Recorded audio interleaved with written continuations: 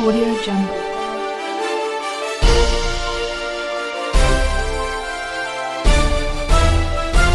Audio Jungle.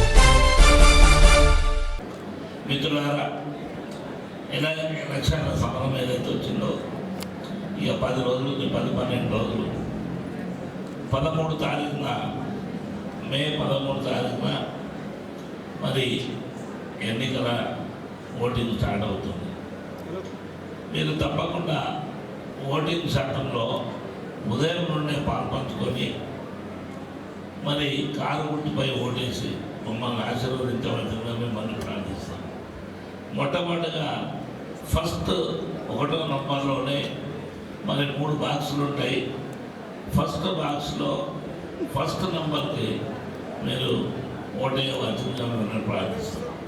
మిత్రులారా, మీరు బాగా గమనించాలి, ఉమ్మడి రంగారెడ్డి జిల్లాలో జిల్లా పరిషత్ చైర్మన్గా ఆనాడు 2001 నుంచి 6 వరకు నేను పనిచేయడం జరిగింది.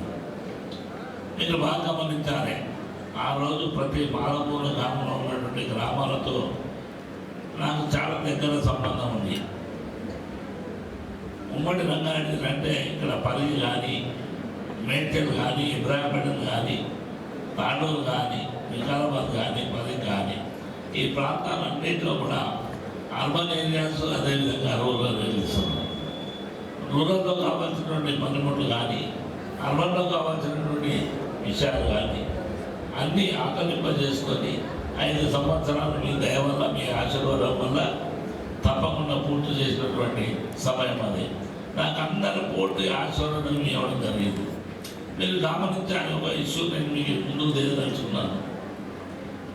కొన్ని రోజుల తర్వాత 93 బీసీ కులాలు పెట్టి దాని తర్వాత 93 కులాలు అనేది ఏ జిల్లాలో ఉన్నాయి.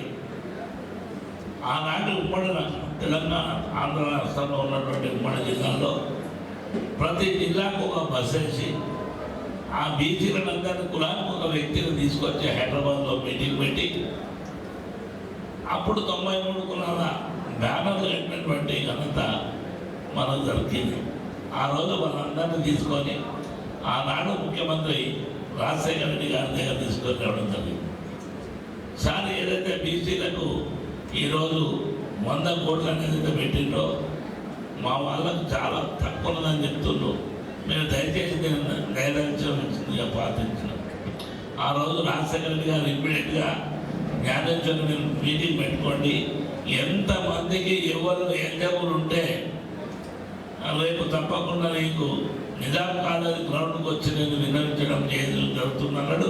అదేవిధంగా దాదాపు 400 కోట్లు ఆ రోజు అలకేట్ చేసి వచ్చి మనం చెప్పినటువంటి మహనీయుడు రాజశేఖర రెడ్డి గారు.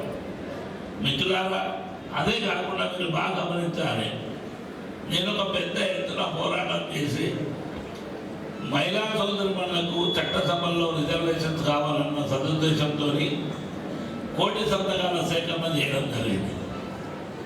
ఒక నెల లోపల 1 కోటి సంతకాల సేకరణ చేస్తామన్న మాట ఇవ్వడం జరిగింది. కానీ ఒక నెల 15 రోజుల లోపలనే దాదాపు 1,67,00,000 సంతకాల సేకరణ జరిగిందని మీ అందరి ముందు దయచేసి చెప్తా ఉన్నాం. కానీ మంచి వివరానికి, మంచి చేయడానికి మనం ముందు రావాల్సిన అవసరం ఉందని చెప్పడం జరుగుతుంది. ఎక్కడ పోయినా, ఏ రోజు చూసినా కానీ మంచి చేయడానికి మనం ప్రయత్నం చేయాలి. మరి 10 సంవత్సరాల నుండి మరి కేసీఆర్ గారు, మన మాజీ ముఖ్యమంత్రి వారు, ఆయనకు ఉన్నటువంటి అతి దగ్గరలో ఉన్నటువంటి గ్రామీణ ప్రాంతాల్లో ఉన్నటువంటి ప్రతి ఒక్క వ్యక్తి కూడా ఆయన చేసినటువంటి పనులు, గ్రామీణ ప్రాంతంలో ఉన్నటువంటి పనులు కూడా తప్పకుండా చేస్తూ మంచి చేయడానికి ఆయన ప్రయత్నం చేస్తూ ఆయన చేసినటువంటి సేవలను మళ్ళీ కొత్తగా మరి కాంగ్రెస్ వచ్చిన తర్వాత 3-4 నెలల పడినే మీరు చూస్తున్నారు. నీటి ఎత్తడి కానీ, కరెంట్ ఎత్తడి కానీ, అదేవిధంగా పింఛన్స్ కానీ, పెద్దవాళ్ళకు చిన్నవాళ్ళకు పింఛన్స్ వాతావరణం కానీ ఎక్కడ వేసిన మొగడు అక్కడనే ఉంది.